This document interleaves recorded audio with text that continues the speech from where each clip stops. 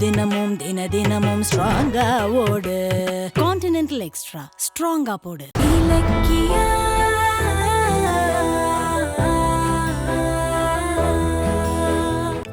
ஆமா இலக்கியா, நாங்க உனக்கு உதவி செஞ்சோம் அவ்வளவுதான்.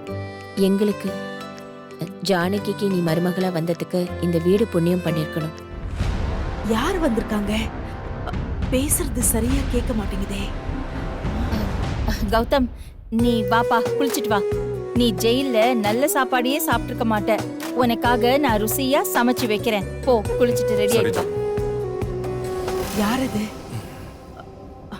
அண்ணி, அண்ணி, அண்ணி, யார் வந்திருக்காங்க?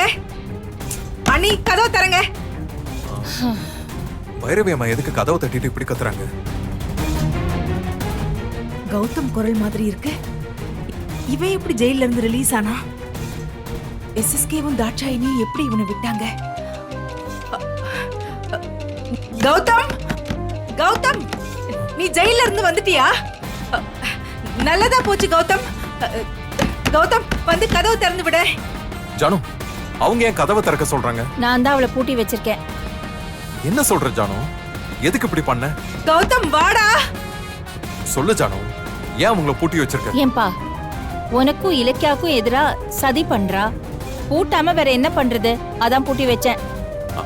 அவங்க செஞ்ச துரோகத்தை இலக்கிய எனக்கு சொன்னா ஜானு. ஆனா அதுக்காக அவங்களை எத்தனை நாள் பூட்டி வைக்க முடியும்? கௌதம், விட்டுரு. கௌதம், ப்ளீஸ் கௌதம், கதவை திறந்து விட. சரி, நானே போய் அவங்க திறந்து விடுறேன். நீ ஒன்னும் போக வேண்டாம், அவ பூட்டியே இருக்கட்டும். சொன்னா கேளு ஜானு, நீ கைய விட. நான் விட மாட்டேன். இத பாரு, நான் கரெக்டா தான் பண்ணிருக்கேன். அவ பட்டாதான் திருந்துவா. உனக்கு அவளை பத்தி தெரியாது. கௌதம், நான் தான் உன்னை வளர்த்து ஆளாக்குனேன். உன்னோட அம்மாவை எப்படி அடைச்சு வச்சிருக்காங்கன்னு பாத்தியா? வா கௌதம், வந்து கதவை திறந்து விடு கௌதம். ஜானு, இனி அவங்க என்ன ஒண்ணும் பண்ண முடியாது. விட்டுரு ஜானு. கௌதம், உனக்கு பைரவிய பத்தி தெரியாது. இப்ப நான் அவளை விட்டேன்னா உடனே அந்த எஸ்எஸ்கே தாட்சாயினியோட சேர்ந்து உனக்கு எதிரா ஏதாவது சதி பண்ணுவா. மறுபடியும் உன்னை எழுந்து என்னால தவிக்க முடியாதுப்பா.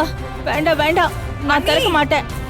கௌதம், யாராவது வந்து கதவை திறங்க. ஷோ கௌதம், நீ ஒன்னும் ஃபீல் பண்ணாத. அவ அப்படிதான் கத்திக்கிட்டே இருப்பா. நீ போ, ரெடி ஆயிட்டு வா. ஈரமா இருக்கே, போ போ. இலக்கியா, கூட்டிட்டு போமா.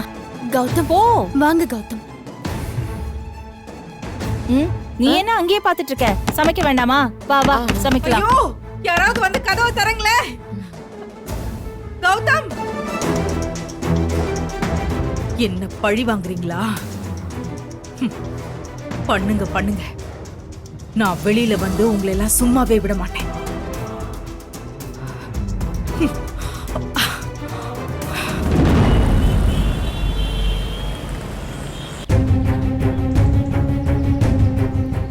கார்த்திக், உங்களை கௌதம் கடத்தி வச்சிருந்தப்போ ஆறுதலுக்கு நான் இந்த கோவிலுக்கு தான் போயிட்டு வருவேன். அதான் நீங்க கிடைச்சது உங்களை எங்க கூட்டிட்டு வந்தேன். உன்ன மாதிரி ஒரு ஒய்ஃப் கிடைச்சதுக்கு நான் பெருமைப்படுறேன் அஞ்சலி. கௌதமுக்கு பொண்டாட்டிங்கிற பேர்ல அந்த இலக்கியா இருக்காங்களே, எந்நேரமும் அடுத்த சொத்தை வளைச்சு போறதுக்கு சதி செஞ்சுக்கிட்டேன். ச்சே, சரி வா போலாம். இருங்க, கொஞ்சம் பொறுங்க. அம்மா வராங்க, பார்த்துட்டு போலாம். அத்தையா? எதுக்கு? தெரியல, வெயிட் பண்ணுங்க. ஒரு முக்கியமான விஷயம் பேசணும்னு சொன்னாங்க. இதோ அம்மா வந்துட்டாங்களே. மாப்ள, எப்படி இருக்கீங்க? கௌதம் உங்களை கடத்திட்டாருன்னு தெரிஞ்சதுல இருந்து எனக்கு உயிரே இல்ல. நல்ல வேளை உங்களை கடவுள் காப்பாத்திட்டாரு. அண்ணன் அண்ணின்னு சொல்லிட்டு இந்த கௌதமும் இலக்கியாவுமா ஏன் இப்படி ஒரு கேவலமான புத்தியோட வேலை செய்யறாங்க? அத்தை, இப்பதான் நாங்க கோயிலுக்கு போயிட்டு வந்து நல்ல மூட்ல இருக்கோம். எதுக்கு இப்ப கேவலமானவங்களை பத்தி பேசிட்டு இருக்கீங்க? அவங்க பேரை கேட்டாலே எனக்கு உடம்பெல்லாம் எரியுது. ச்சே. அம்மா, இப்ப எதுக்கு கார்த்திக்கு பிடிக்காத விஷயத்த பேசிட்டு இருக்க? ஆமா, இப்ப எதுக்கு எங்களை வெயிட் பண்ண சொன்ன? அது உங்க அப்பா தான் உங்க ரெண்டு பேரையும் பார்த்து ஒரு விஷயத்த பேசிட்டு வர சொன்னாரு. அப்பாவா? என்ன பேச சொன்னாரு? கௌதம் மேல கேஸ் போடுறேன்னு சொன்னீங்களா? அதான் உங்க அப்பா கௌதம் மேல கேஸ் போட வேண்டாம்னு சொன்னாரு. இத பாருப்பா, கேஸ் போட்டா குடும்பத்தோட மான மரியாதை போயிடும். அதனால சொத்து எல்லாத்தையும் தம்பி பேருக்கு எழுதி வச்சிடுறேன். அவனை முதல்ல வீட்டுக்கு வர சொல்லுன்னு கௌதம் உங்க மாமா கிட்ட பேசியிருக்காரு. பாத்தி அஞ்சலி, கௌதமும் இலக்கியாவும் அடுத்த பிளான போட ஆரம்பிச்சிட்டாங்க. சொத்தை கொடுக்கற அளவுக்கு நல்லவங்களா அவங்க? ஏமா, எங்களை வீட்டை விட்டு துரத்துன அப்பா இதை மட்டும் எதுக்கு அக்கறையா சொல்ல சொன்னாரு? ஹ, எங்க நாங்க கேஸ் போட்டுட்டா இலக்கியாவும் அவ புருஷனும் அசிங்கப்பட்டு நிப்பாங்க அதானே? அதுக்காக தானே உன்னை தூது அனுப்பியிருக்காரு. அத்தை, கௌதம் இலக்கியாவை நாங்கள் நம்ப தயாரா இல்லை. நாங்கள் கேஸ் போடுறதை தடுக்கிறதுக்காக தான் சொத்தை கொடுக்குறோங்கிற ட்ராமாவே போட்டிருக்காங்க. சொத்தை இவங்க என்ன எனக்கு பிச்சை போடுறது? நானே கேஸை போட்டு உரிமையோடு எடுத்துக்க போறேன். அந்த கௌதம் ஆளுங்களை வச்சு என்னை கடத்தி ரூம்ல கட்டி போட்டு அடிச்சு டார்ச்சர் பண்ணியிருக்கான். அந்த வலி இன்னும் என் நெஞ்சில ஆணி அடிச்ச மாதிரி அப்படியே இருக்கு. இப்போ உடனே சொத்தை கொடுக்குறேன்னு சொன்னா வலியை மறந்து பல்லடிச்சுட்டு போய் அவன் முன்னாடி நிப்பேன்னு நினைக்கிறானா? அது மட்டும் நடக்காது. கௌதம் மேல கேஸ் போட்டு சொத்து மொத்தத்துக்கும் நான் தான் உண்மையான வாரிசு நிரூபிச்சு கம்பெனி பிசினஸ்னு எல்லாத்தையும் என் பேருக்கு கொண்டு வரேன். இத்தனை நாளா என் வீட்டுல ஓசி சோறு சாப்பிட்டுட்டு இருந்த கௌதமையும் அவன் பொண்டாட்டியையும் நடு தெருவுல நிக்க வச்சு மானத்தை வாங்கல. என் பேர் கார்த்திகல. சூப்பரா சொன்னீங்க கார்த்திக். எந்த சொத்துக்காக உங்களை கடத்தி வேதனைப்படுத்தினாங்களோ அந்த சொத்தை புடுங்கிக்கிட்டு அவங்கள ஓட விடணும். நீங்க இதே உறுதியோட இருங்க. சக்சஸ் உங்க பக்கம்தான். அத்த, மாமா கிட்ட போய் இந்த கார்த்தி ஒன்றும் சின்ன பையன் இல்ல, பிசினஸை காட்டி ஏமாத்துறதுக்குன்னு சொல்லுங்க. என்ன செய்யணும், அதை எப்படி செய்யணும்னு எனக்கு நல்லாவே தெரியும். இந்த விஷயத்துல அவரை தலையிட வேண்டாம்னு சொல்லுங்க. அவரு கிடக்குறாரு மாப்ள. நீங்களும் அஞ்சலி என்ன செய்யணும்னு நினைக்கிறீங்களோ அதை செய்யுங்க. கூடிய சீக்கிரம் சொத்தெல்லாம் உங்க பேருக்கு வந்து நீங்க 2 பேரும் உங்க சொந்த வீட்டுல நிம்மதியா வாழணும். எனக்கு அது போதும். தாட்சாயணி ஆண்டி ஃபோன் பண்றாங்க. சொல்லுங்க ஆண்டி. கார்த்திக், சாமி கும்பிட்டீங்களா? கும்பிட்டுட்டோம் ஆண்டி. வீட்டுக்கு தான் கிளம்பிட்டு இருக்கோம். என்ன சொல்லுங்க. கௌதம் கிட்ட இருந்து சொத்தை வாங்குற விஷயமா கேஸ் போட போறேன்னு சொல்லியிருந்தேன்ல, அதுக்கு ஒரு நல்ல வக்கீலா நான் பார்த்து வச்சிருக்கேன். பழைய வக்கீல் சரியில்லை. அவங்க சரியா ஆர்குமெண்ட் பண்ணாததுனால தான் கௌதம் ரிலீஸ் ஆயிட்டான்.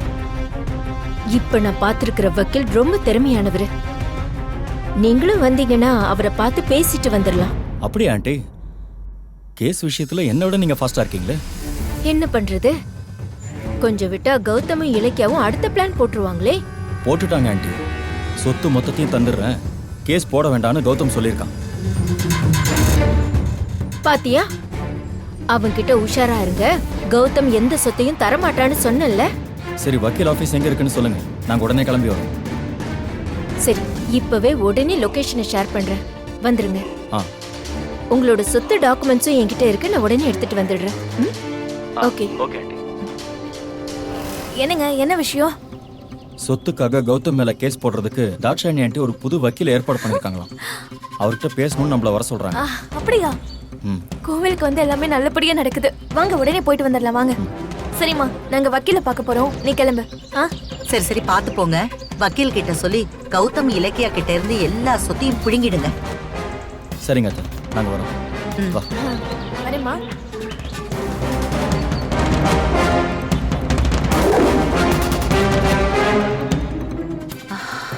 கடவுளே, என் பொண்ணும் மருமகனும் போற காரியம் வெற்றி அடையணும்.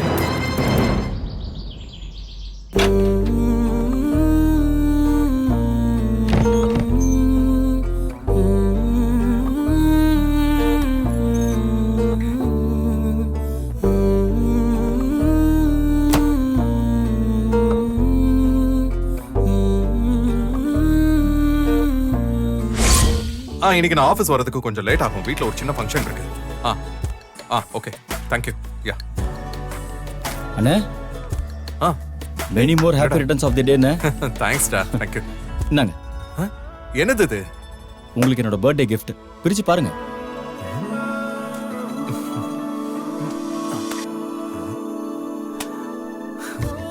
ஷர்ட் நல்லா இருக்கானே, உங்களுக்கு பிடிச்சிருக்கா? சூப்பரா இருக்குடா. எனக்கு என்ன பிடிக்கும்னு என் தம்பி உனக்கு தெரியாதா?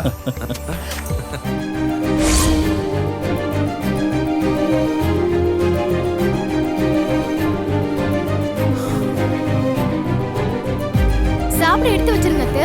கௌதம கூட்டிட்டு வரேன். கௌதம், எங்க இருக்கீங்க?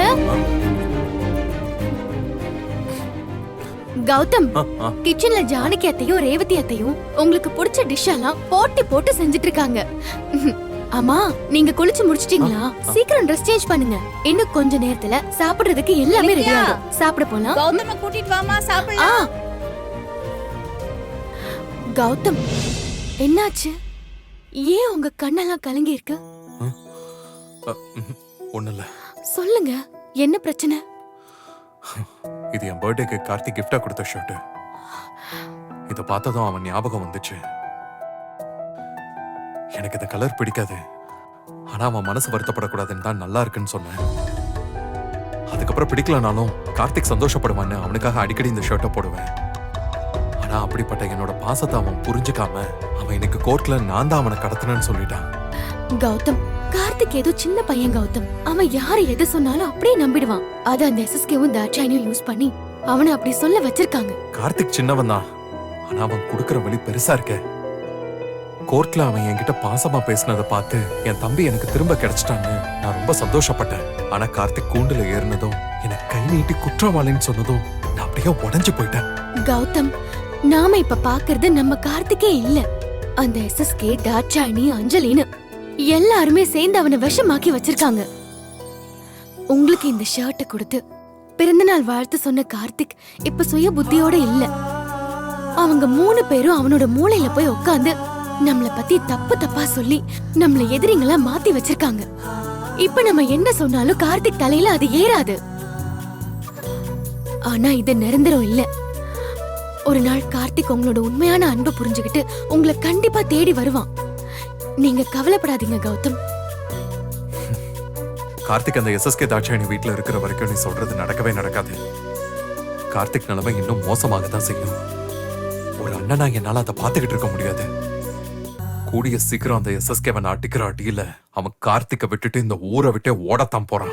ஐயோ கௌதம், அப்படியெல்லாம் எதுவுமே செஞ்சிடாதீங்க. உங்களை உணர்ச்சி வசப்பட வச்சு மறுபடியும் உங்களை ஜெயில போடுறதுக்கு அந்த எஸ்எஸ்கே காத்துக்கிட்டு இருக்காரு. அப்ப சதி செஞ்சு எனக்கு தண்டனை வாங்கி கொடுக்க நினைச்ச அவனை அப்படியே விட்டுலாங்கிறியா? ஐயோ இல்ல கௌதம், நிச்சயமா அந்த எஸ்எஸ்கேவை நான் தண்டிப்பேன். சொந்த தம்பியை கடத்திட்டதா பொய் சொல்லி உங்களை ஜெயில போட்டு அவரை நான் சட்டத்துக்கு முன்னாடி நிப்பாட்டுவேன். எப்படி எஸ்எஸ்கேவை ஜெயில போடுவேன்? அதுக்கும் ஒரு வழி இருக்கு கௌதம். கோர்ட்ல பொய் சாட்சி சொன்னாலும் இல்ல உள்நோக்கத்தோட கோர்ட்டுக்கு தவறான தகவலை கொடுத்தா அது சட்டப்படி பெரிய குற்றம். அத செஞ்சவங்களை தண்டிக்கிறதுக்காகவே இருக்கிறது தான் பெர்ஜுரி கேஸ். ஆமா, இது ஏற்கனவே கேள்விப்பட்ட மாதிரி இருக்கு. இந்த கேஸை வச்சு எஸ்எஸ்கேவை தண்டிக்க முடியுமா? நிச்சயமா முடியும் கௌதம். எஸ்எஸ்கே நாகவ மிரட்டி பொய் சாட்சி சொல்ல வச்சிருக்காரு. கார்த்திக் கிட்ட நீங்க தான் அவனை கடத்தினதா பொய்யான தகவலை கொடுத்து ஏமாத்தி இருக்காரு. இது எல்லாத்துக்குமே மேல கார்த்திகை கடத்தி டார்ச்சர் பண்ணிருக்காரு. இதுக்கெல்லாம் அவர் மேல பெர்ஜுரி கேஸ ஃபைல் பண்ணா கண்டிப்பா அவர் சிக்குவாரு, தண்டனையும் கிடைக்கும். இதெல்லாம் நான் நெட்ல சர்ச் பண்ணி தெரிஞ்சுக்கிட்டேன். நீ எனக்கு கிடைச்ச கிஃப்ட் இல்லைக்க.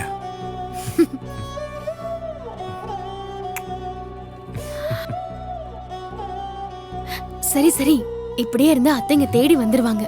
அப்புறம் இன்னொரு விஷயம், 2 அத்தைங்களும் ஒரே வீட்ல இருக்காங்க. நீங்க ஏதாவது உணர்ச்சி வசப்பட்டு ரேவதி அத்தைய அம்மா மாதிரி நினைச்சு பேசி காட்டி கொடுத்துறாதீங்க. ரேவதி அத்தை தான் உங்க அம்மான்னு உங்களுக்கு தெரிஞ்ச விஷயம் ஜானகி அத்தைக்கு இன்னும் தெரியாது. அதை மட்டும் மறந்துடாதீங்க. பாவங்க, அவங்க ஹார்ட் பேஷண்ட் வேற. இந்த அதிர்ச்சியெல்லாம் அவங்களால தாங்கவே முடியாது. என் நிலைமைய பாத்தியா? அம்மா கண்ணு முன்னாடி இருந்தோம் வெளிப்படையா அவங்கள அம்மான்னு சொல்லி கூப்பிட முடியல. ஆனா எனக்கு 2 பேருமே முக்கியம்தான். சீக்கிரமே இந்த பிரச்சனை தீருங்கிற நம்பிக்கை எனக்கு இருக்கு.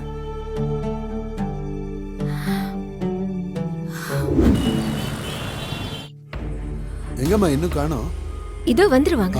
வரட்டும். Excuse me sir. Sir, come in. இதோ வந்துட்டாங்களே, வாங்க. மா எங்களுக்கு முதல்லயே வந்துட்டீங்களாமா? பின்ன நீங்க வர்றதுக்குள்ள டாக்குமெண்ட் எல்லாம் கொடுத்து வக்கீல் கிட்ட டீடைல் சொல்லணும்ல, அதான் பிஃபோரா வந்துட்டேன்.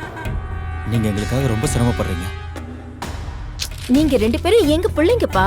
உங்களுக்காக நான் சிரமப்படாம வேற யார் சிரமப்படுவாங்க? முதல்ல உட்காருங்க. உட்கார் அஞ்சலி.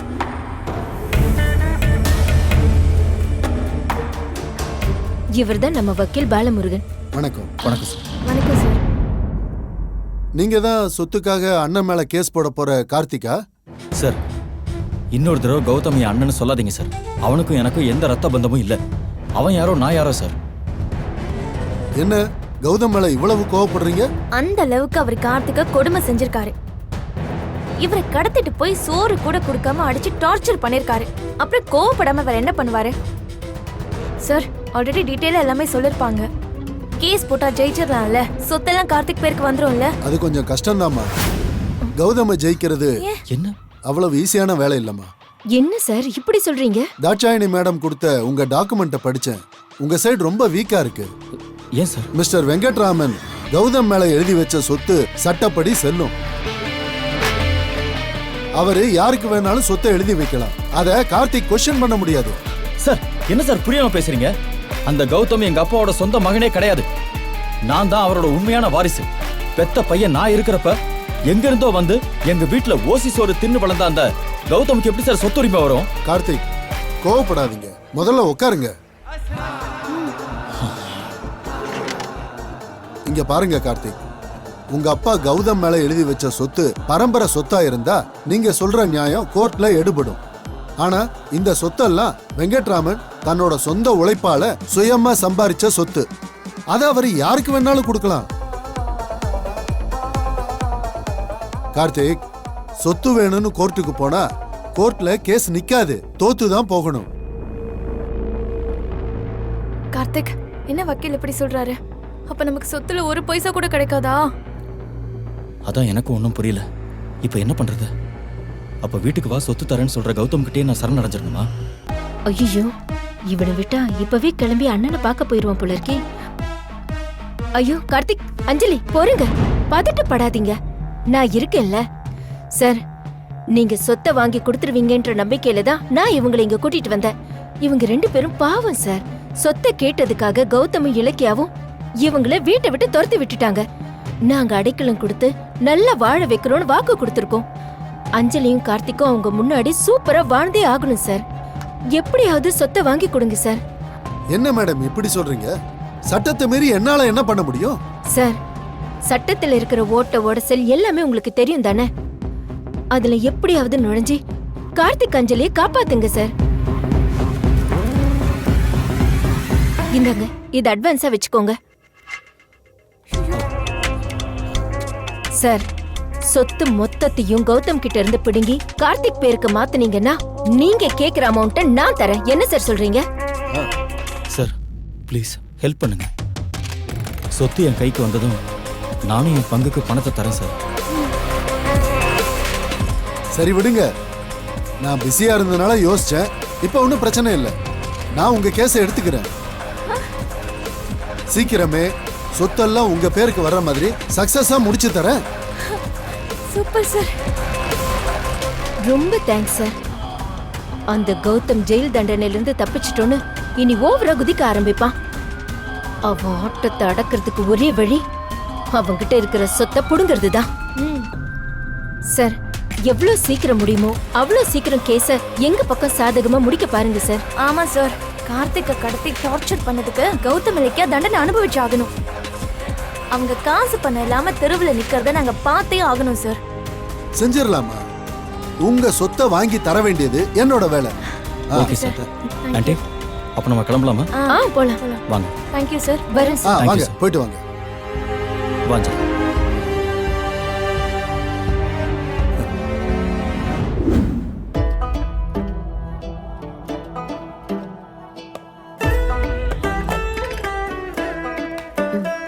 கௌதம் இன்னும் வர காணோம். சாப்பாடு ரெடி ஆயிடுச்சு, வான்னு கூப்பிட்டுட்டு தான் வந்தேன். இன்னும் வரலையே. பாவம் புள்ள பசி தாங்க மாட்டான். நான் போய் கூட்டிட்டு வந்துடுறேன். இரு, இரு, இரு. என்ன நீ புள்ளன்னு அப்படி துடிக்கிற? நீ இருக்கிற படபடப்ப பார்த்தா நீ தான் கௌதம பெத்தவன்னு கௌதம்க்கு காட்டி கொடுத்துருவ போல இருக்கே.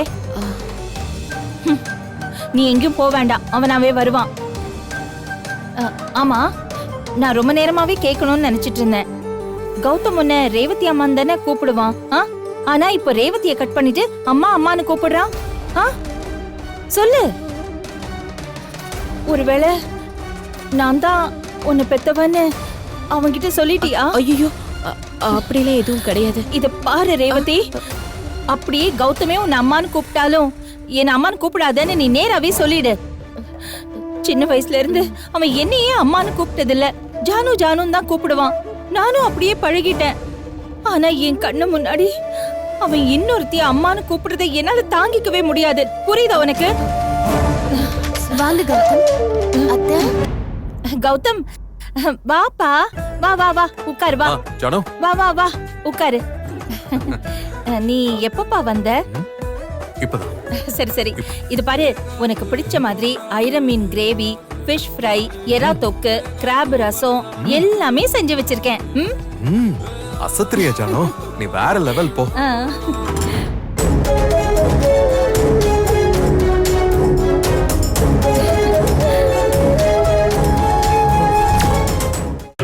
கான்டினென்டல் இன்ஸ்டன்ட் காபியின் பெரிய பருத துகள்களின் வலுவான சுவை.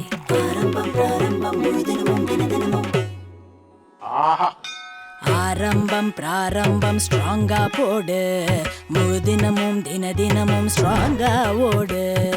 கான்டினென்டல் எக்ஸ்ட்ரா ஸ்ட்ராங்கா போடு. இந்த வீடியோ உங்களுக்கு பிடிச்சிருந்தா லைக் பண்ணுங்க, கமெண்ட் பண்ணுங்க அண்ட் ஷேர் பண்ணுங்க. மறக்காம சரிகமா டிவி ஷோஸ் தமிழை சப்ஸ்கிரைப் பண்ணுங்க.